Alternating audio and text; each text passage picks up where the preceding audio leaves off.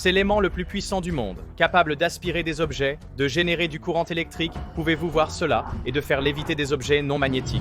Il perturbe même l'équipement de caméra. Le fil est magnétique. Donc, si c'est un capteur complementary, métal oxyde, semi-conducteur, les électrons ne peuvent tout simplement pas trouver leur chemin. Les vidéos et audios peuvent être de mauvaise qualité, car il est très difficile de filmer dans ces champs magnétiques. Si vous en remarquez, sachez qu'ils sont redirigés. Je suis venu au laboratoire national des champs magnétiques intenses à Tallahassee, en Floride, où depuis l'an 2000, ils détiennent le record du monde Guinness pour le champ magnétique continu le plus fort. Une chaise a été laissée à un endroit inapproprié.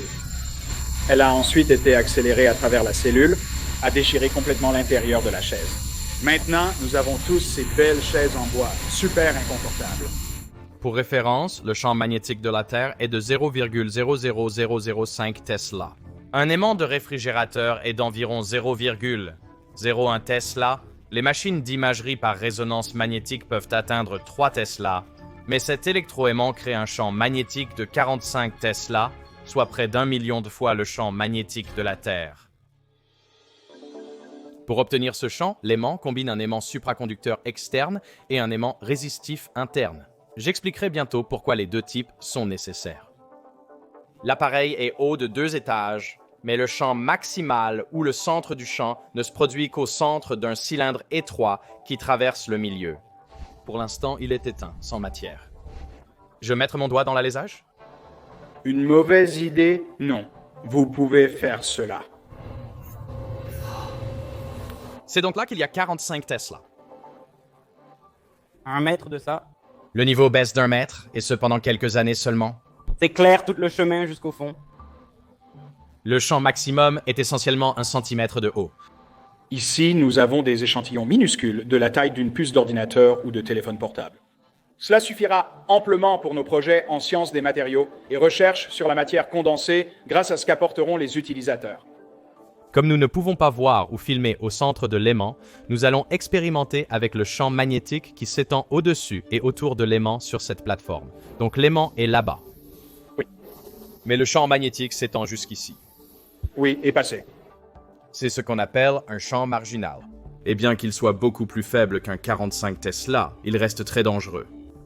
Pour un aimant supraconducteur, cela dépend de la taille de ce trou.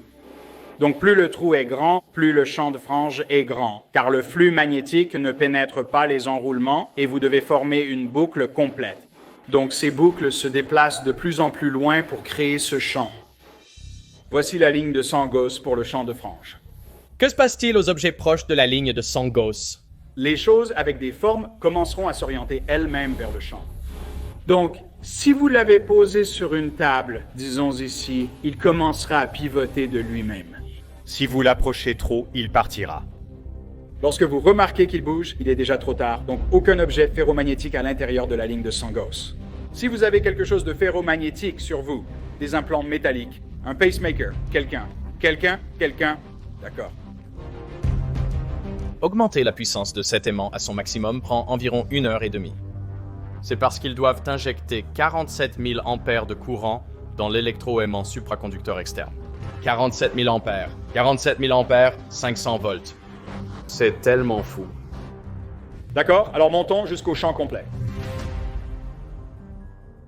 Dans un champ magnétique puissant, les matériaux magnétiques sont naturellement attirés par celui-ci. Nous avons rempli un ballon de football Nerf de rondelles d'acier et l'avons scotché pour qu'elle ne puisse pas en sortir. Nous avons également couvert l'ouverture de l'aimant pour que la balle ne soit pas aspirée à l'intérieur. Nous avons obtenu un ballon de football Nerf standard.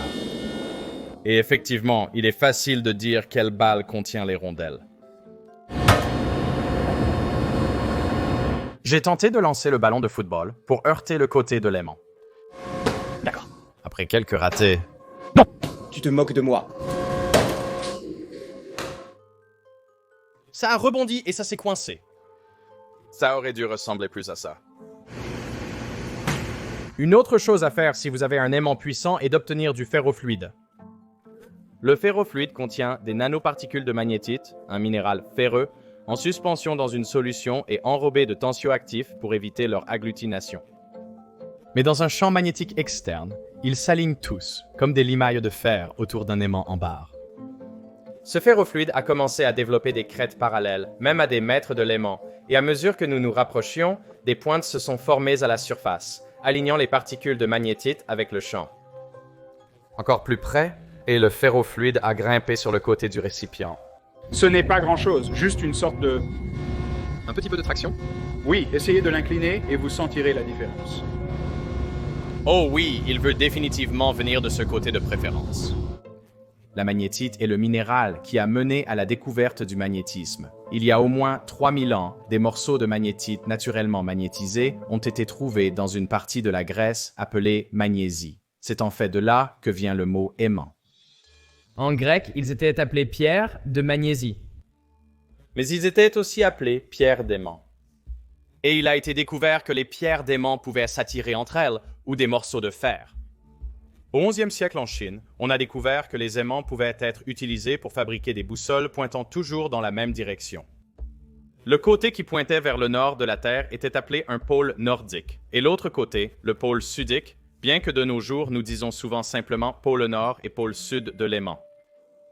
Mais pourquoi seuls certains matériaux sont-ils magnétiques?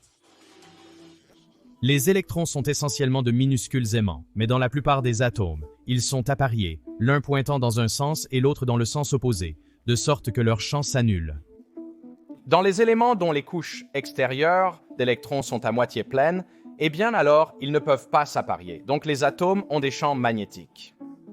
Mais si les atomes voisins ne sont pas alignés, eh bien alors les champs magnétiques de tous les atomes s'annulent, et le matériau en vrac n'est pas magnétique. Mais même si vous parvenez à aligner tous ces atomes dans une partie du matériau, connue sous le nom de domaine, ils peuvent être alignés en opposition avec les atomes dans d'autres domaines et s'annuler. Il faut donc que tous les domaines soient alignés. Normalement, ces aimants sont très puissants, mais pas dans ce cas, pas encore. Cela peut être fait en appliquant un fort champ magnétique externe. Pour l'instant, ceux-ci ne sont pas magnétiques. Ils ne collent pas les uns aux autres. Et il les charge là-dedans, dans la bobine de Helmholtz. Cela vous donne alors un aimant permanent. Les matériaux ferromagnétiques, nommés d'après le fer, l'élément magnétique le plus courant, incluent également le nickel et le cobalt. Dans le puissant champ magnétique autour de l'aimant le plus fort du monde, ce qui est encore plus surprenant à voir est le comportement des matériaux non ferromagnétiques. Nous avons ici 4 feuilles de différents matériaux. 2 types de plastique, cuivre et aluminium. Quand ils sont immobiles dans le champ, il n'y a pas de différence entre eux, mais quand ils bougent. 2, 1, lâchez. Les matériaux conducteurs d'électricité chutent bien plus lentement.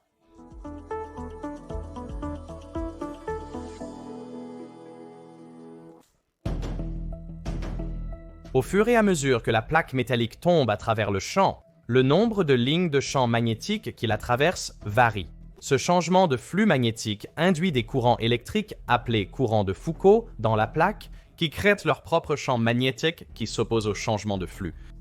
C'est ce qu'on appelle la loi de Lenz. Donc, si la plaque tombe vers un pôle magnétique nord, les courants induits créent eux-mêmes un pôle magnétique nord, de sorte que la plaque est repoussée et donc elle tombe beaucoup plus lentement. Quand cette grande plaque tombe, des courants de Foucault se forment dans le métal, dissipant une partie de l'énergie en chaleur. Donc je veux voir si nous pouvons observer cela. En fait, ça ralentit maintenant. Parce que c'est dans un champ beaucoup plus élevé. Maintenant, c'est léger, mais je pense que vous pouvez voir que la plaque se réchauffe un peu en tombant. J'ai déjà vu un léviteur électromagnétique au Palais de la Découverte à Paris. Il utilise un courant alternatif pour faire léviter une plaque, mais les courants de Foucault dans cette plaque génèrent tellement de chaleur que l'eau bout réellement à sa surface. Regardez à quel point cette plaque est chaude. J'aime penser à la loi de Lenz comme à la loi du « non, tu ne le fais pas », car peu importe ce qu'on tente, la nature s'y oppose. Oui.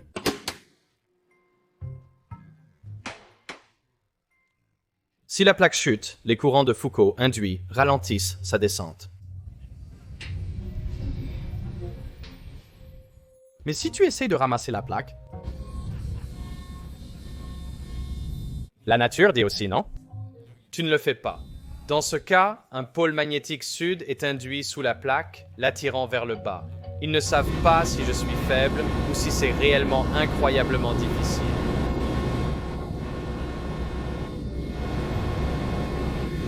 Voilà. Oh mon Dieu. Tu es fort et aimant comme un taureau. Peu importe à quel point j'ai essayé de pousser l'assiette vers la plaque, elle n'allait tout simplement pas très vite parce que même si je pouvais l'accélérer un peu, cela augmenterait le taux de changement de flux et donc les courants induits et leurs champs magnétiques associés.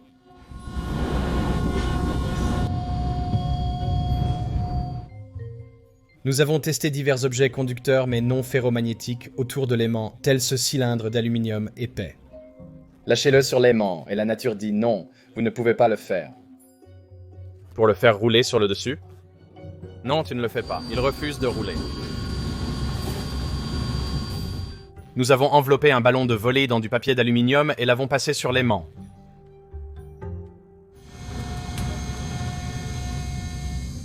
Ou l'avons directement laissé tomber dedans. Encore une fois, le flux magnétique changeant induit des courants de Foucault qui produisent leur propre champ magnétique pour s'opposer au changement original du flux. Nous voulions déterminer la portée du champ marginal de l'aimant de 45 Tesla sur la décélération. Nous avons décidé de tirer des projectiles d'un canon à pommes de terre à travers le haut. Prêt, d'accord.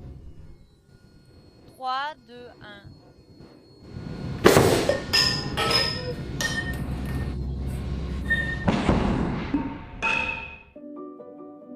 Voici à quoi ressemblait le projectile avec le champ magnétique éteint, et voici à quoi il ressemblait avec le champ magnétique allumé. Si nous comparons les deux tirs, vous pouvez voir que lorsque le projectile entre dans le champ magnétique, les courants de Foucault induits font tourner le projectile, de sorte qu'il reste orienté le long des lignes de champ magnétique, et cela minimise le changement de flux que subit le projectile. Certains des projectiles contiennent maintenant des bobines de fil connectées à des LED. Donc les LED sont en fait polarisés dans des sens opposés. Donc peu importe la direction du champ, l'une d'elles sera allumée. Nous espérons que vous verrez le changement de couleur de la LED du cône donné lorsqu'il traverse un champ. Et effectivement, ces projectiles s'allument, montrant comment les courants induits changent dans la bobine.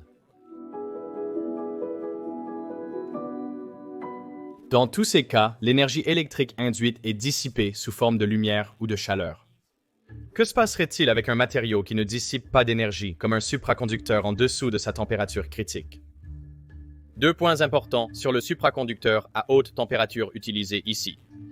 Premièrement, en dessous de sa température critique, la plupart du matériau a une résistance électrique nulle, ce qui signifie que si vous approchez un aimant, des courants seront induits pour s'opposer au changement de flux. Et comme c'est un supraconducteur, ces courants peuvent persister indéfiniment et expulser tout le champ magnétique. Deuxièmement, il y a des filaments à travers le matériau qui ne sont pas supraconducteurs. Il y a des défauts mais qui sont conçus dans les supraconducteurs, une deuxième phase, qui piègent ces lignes de champ magnétique et les empêchent de bouger. Il ne peut plus monter ou descendre car il est en quelque sorte verrouillé dans cette configuration magnétique. Ceci est le lévitateur humain. Il se compose d'un aimant de 40 kg ou de 90 livres flottant au-dessus d'un anneau de supraconducteur. Je suis debout sur l'aimant, avec le supraconducteur en dessous. C'est exact.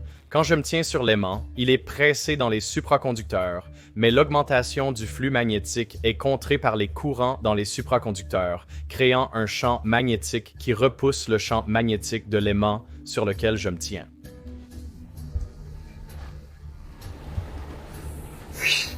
Donc, je reste en lévitation au-dessus des supraconducteurs. J'ai aussi apporté un souffleur de fuite. Pouvez-vous le tenir et l'allumer? Vraiment?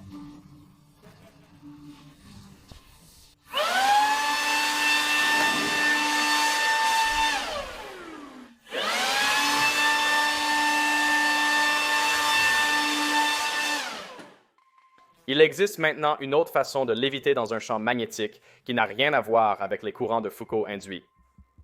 Et c'est parce que tous les matériaux ont en réalité des propriétés magnétiques, elles sont juste difficiles à voir à moins qu'un champ magnétique fort ne soit présent.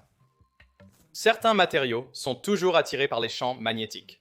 Ils montrent un comportement paramagnétique. L'oxygène est comme ça. Nous avons de l'oxygène liquide qui goûte du base ici, et il est attiré par l'aimant. Peu importe s'il s'agit d'un pôle magnétique nord ou sud, la présence du champ externe provoque le renforcement du champ magnétique du matériau, et cela provoque une attraction. La plupart des matériaux sont repoussés par un champ magnétique suffisamment fort, peu importe sa polarité, un phénomène appelé diamagnétisme. L'eau est un bon exemple de cela. En présence du champ externe, les molécules d'eau deviennent effectivement des aimants opposés et sont donc repoussées. Donc ici, vous pouvez voir comment l'approche d'un aimant près de la surface de l'eau crée une indentation. Vous pouvez utiliser cette répulsion dans un champ magnétique suffisamment fort pour faire léviter des objets que vous ne considéreriez pas normalement comme magnétiques. Ici, nous utilisons un aimant légèrement plus faible de 30 et un Tesla afin que nous puissions utiliser un dispositif de périscope pour réellement voir à l'intérieur du trou. Et Notre caméra se met en marche dès que vous êtes sur cette voie optique. Vous devriez être capable de tout réagir merveilleux. Cette fraise sera magnétique dans un champ suffisamment fort. Eh bien, elle est diamagnétique en ce moment. C'est juste que nous ne sommes pas dans un champ assez fort pour que nous puissions voir quoi que ce soit. C'est ça. Oui, à cause de l'eau. L'eau est diamagnétique et il y a beaucoup d'eau dans les fraises. Oh, c'est sympa, oh, c'est beau, et... Il en va de même avec une framboise ou un petit morceau de pizza en plastique.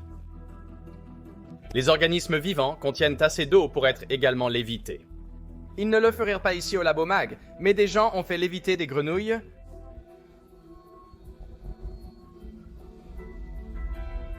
et des sauterelles. Des souris et des expériences sont utilisées pour étudier les effets de la pesanteur sans aller dans l'espace. Alors, les champs magnétiques très puissants sont-ils sûrs pour les êtres vivants? Il n'y a pas d'effet durable, il n'y a pas d'effet à long terme, mais nous avons remarqué qu'il y a la possibilité de polariser réellement les pierres qui se trouvent dans l'oreille interne. Et l'effet que cela a sur le rongeur est que le rongeur tourne réellement. Donc il tourne en rond. Le processus est rapide, l'animal sort de l'aimant après seulement quelques minutes. Alors, comment fabrique-t-on réellement l'aimant le plus puissant du monde? Contrairement à ce que je pensais, on ne peut pas le faire uniquement avec des aimants supraconducteurs. Le champ magnétique le plus élevé que vous pourriez générer avec du fil supraconducteur était nominalement de 20 Tesla. C'est parce que les supraconducteurs ont une limite à la quantité de champ magnétique qu'ils peuvent supporter avant de ne plus être supraconducteurs. La solution consiste donc à combiner un électroaimant supraconducteur externe avec un électroaimant interne fait de fil ordinaire. Donc, les parties en bleu, vert et couleur saumon, c'est l'insert supraconducteur. Cela produit 11,5 Tesla. À l'intérieur de cela, nous mettons un aimant résistif qui produit 33,5 Tesla. Les équations de Maxwell montrent que les champs s'additionnent pour atteindre 45 Tesla. Mais fabriquer des aimants à champ élevé avec du fil résistif ordinaire est vraiment difficile. Pour un aimant enroulé de fil comme un aimant de casse, un électroaimant traditionnel, le champ magnétique le plus élevé que vous pouvez obtenir est d'environ 2 Tesla, et la raison est que vous ne pouvez pas évacuer la chaleur des enroulements les plus internes. Donc, dans les années 50, Francis Bitter à Massachusetts Institute of Technology a réalisé que la physique ne se soucie pas de la forme du conducteur. Vous pouvez prendre votre fil rond et le frapper en une plaque très mince. Si vous empilez ensuite ces plaques avec des isolants alternatifs, vous faites une hélice qui ressemble électriquement à cela, mais maintenant, je peux pousser de l'eau de refroidissement axialement à travers la pile de conducteurs. Cela signifie que la partie la plus interne peut maintenant éliminer toute cette chaleur, me permettant d'aller à des courants beaucoup plus élevés à travers ces bobines, jusqu'à 57 000 ampères, comparé à un électroaimant traditionnel en fil rond. Cela vous donne 34 Tesla, soit 33,5, mais... Ils sont empilés, donc nous empilons tous ceux-ci dans un gabarit d'empilement. Ils sont alignés avec des tiges de liaison. Nous mettons ensuite environ 20 tonnes de force dessus et ensuite nous bloquons ces tiges de liaison et cela maintient la bobine ensemble et nous donne notre connexion électrique entre chaque tour et nous poussons. Vous savez, plusieurs milliers de gallons par minute d'eau déionisée à travers ces bobines pour les garder froides car sinon ça fond et c'est fini. Occasionnellement, vous obtenez une défaillance du matériel qui se produit lorsque le matériel dépasse sa limite plastique et commence à se flexion soit dans la bobine à côté de lui, ou peut-être même à court-circuiter à la Terre. Et c'est ce qui s'est passé ici. La bobine a échoué plastiquement, ce qui signifie que le métal est allé au-delà de ses caractéristiques élastiques où il reviendrait, et il s'est complètement déformé, ce qui l'a conduit dans la bobine à côté de lui, a brûlé à travers l'isolant, puis a vaporisé tout ce métal. Vous pouvez voir plus à l'intérieur. Il a tué cette bobine, qui est la bobine B, mais parce qu'elle a échoué sur le bord intérieur, elle a tué la bobine A. Échoué sur le bord extérieur, il a aussi tué la bobine C. Donc c'était un échec coûteux. Ouais. Le record est le champ magnétique continu le plus élevé du monde. D'ailleurs, la Chine a récemment mis en service leur hybride de 45 Tesla, très similaire en concept au nôtre. Il y en a donc maintenant 2 dans le monde. Faire fonctionner les aimants les plus puissants de la planète consomme beaucoup d'énergie. Le MagLab utilise une fraction significative de l'électricité de Tallahassee. Nous pouvons donc consommer avec les 4 alimentations, à plein régime, environ 8% de leur capacité totale de production. Quel est le budget électricité de cet endroit? Donc nominalement 250 000 à 300 000 par mois. Sacré, c'est beaucoup.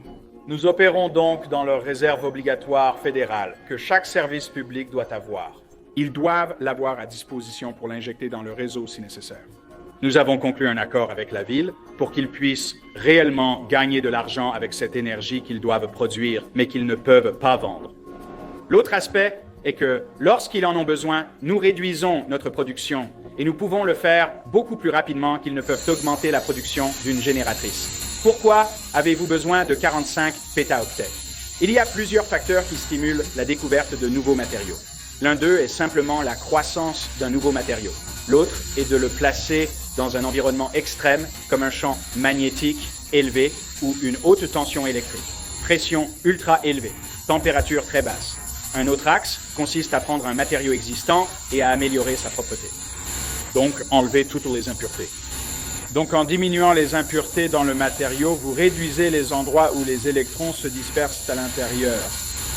Et cela améliore les propriétés, vous permet de voir des choses que vous n'avez jamais pu voir auparavant. Nous venons seulement de gratter la surface de ce qui peut être fait avec ça. Les gens vont regarder en arrière dans environ 25 ans et ce sera le point d'inflexion. Cette période de